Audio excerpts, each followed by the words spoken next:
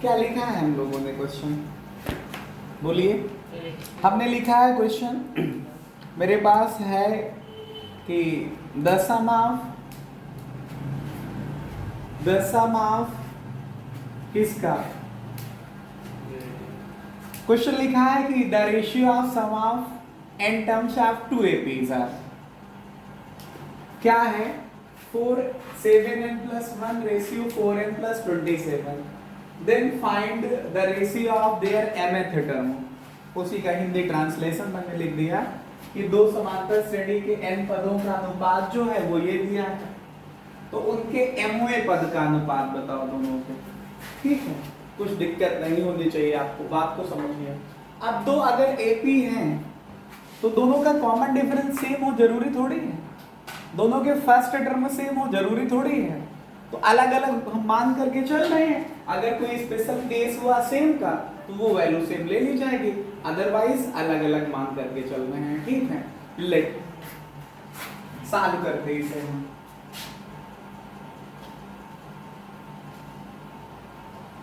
Late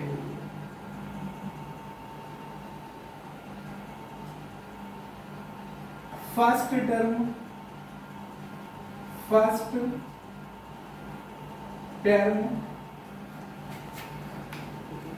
and common difference of first AP is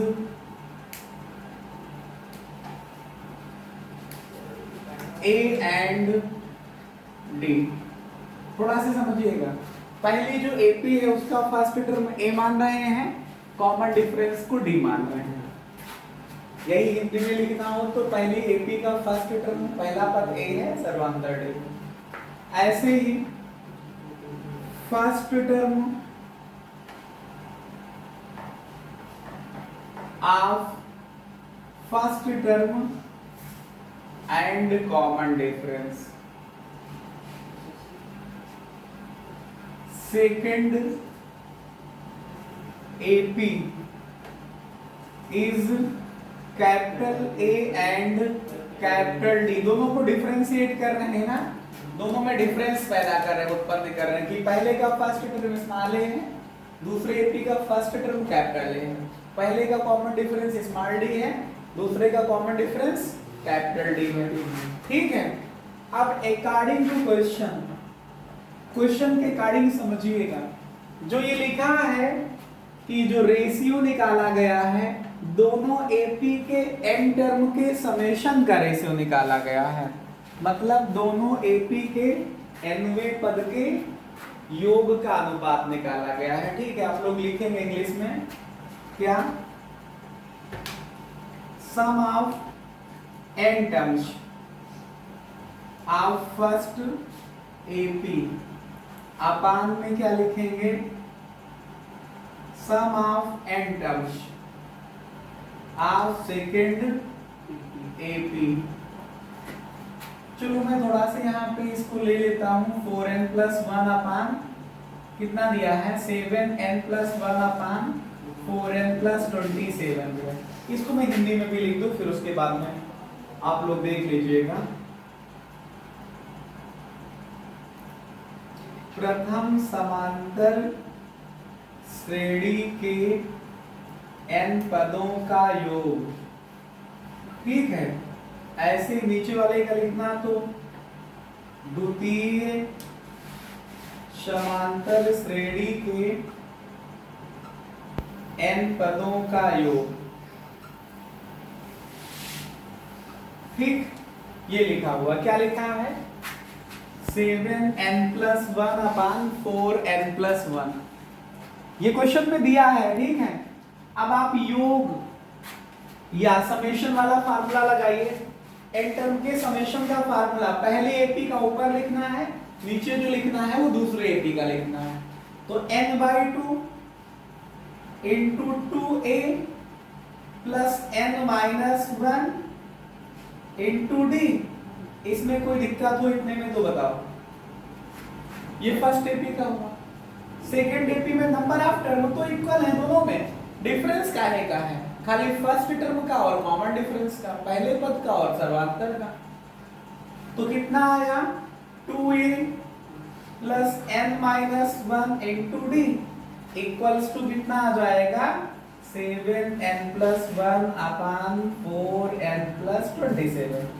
ये n/2 दोनों का कैंसिल हो जाएगा, n/2 दोनों से कैंसिल हो जाएगा, तो बचेगा 2a plus n minus 1 into d upon 2 capital A plus n minus 1 into capital D आएगा 7n प्लस 1 अपान 4n प्लस 27। इसमें कोई समस्या हो तो बताओ। अब थोड़ा से और ध्यान दीजिएगा, हमको निकालना है उनके mवें पद का अनुपात ना, या mth टर्म का रेशियो। अगर हम mth टर्म का रेशियो लिखने का प्रयास करें तो आएगा हमारे पास कितना a plus m minus 1 into d upon a plus m minus 1 into D आएगा।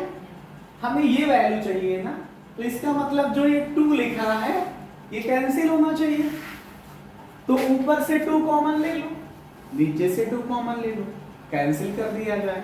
तो कितना आएगा 2 कॉमन लो तो आएगा a plus m minus 1 upon 2 into d, नीचे आएगा 2 into a plus n minus 1 upon 2 into d equals to 4n plus equals to कितना आ रहा है 7n प्लस 1 अपान 4n प्लस 27।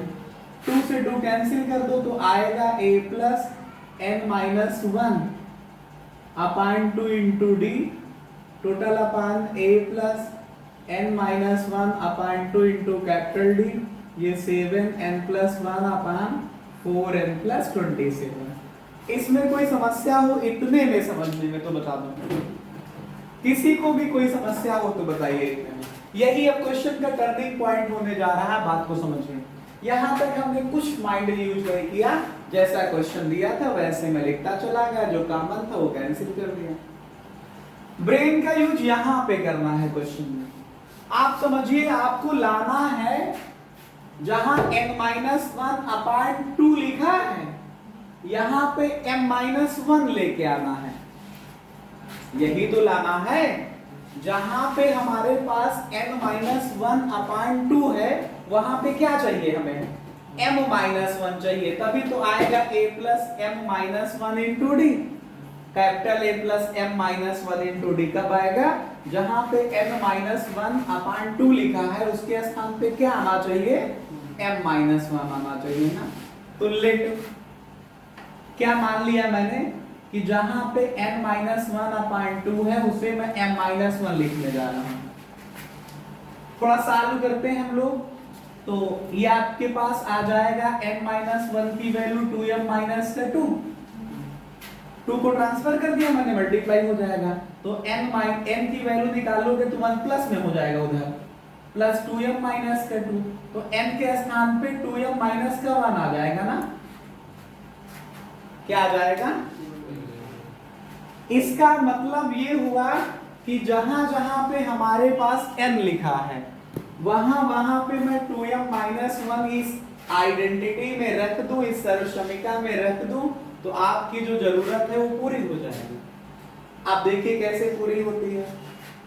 अगर हम यहाँ पे जहां पे n है वहां पे क्या रख दूं 2m-1 रखो, तो आया कितना a प्लस n-1 अपान 2 को ही तो m-1 कह रहे हो, इसी को तो कैलकुलेट करके ये निकाला आपने, तो कितना आ जाएगा m-1 into d upon a plus m-1 into d equals to 7।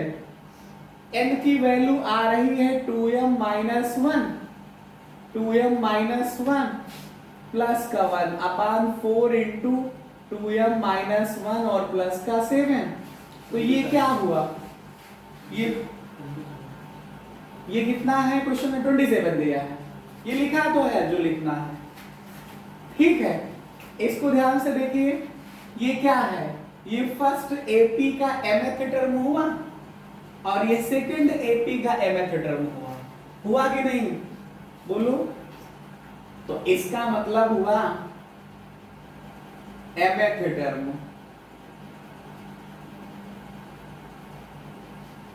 First AP का, ठीक है, लिख लेना इसको, हिंदी इंग्लिश में कोई दिक्कत नहीं।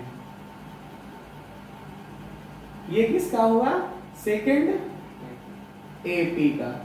तो इसको कैलकुलेट करो, 7 दूनी 14 m माइनस का 7 प्लस 1 है ना, कितना आएगा? माइनस का 6। ये आएगा कितना? 4 दूनी 8 m माइनस का 4 प्लस 27 मिलके प्लस का 23। ये रेशियो हो जाएगा। तो क्या आएगा mth टर्म का रेशियो? आपके पास आएगा 14m माइनस का 6 अपॉन 8m प्लस का 23, ठीक है। ये है ना स्पेशल क्वेश्चन।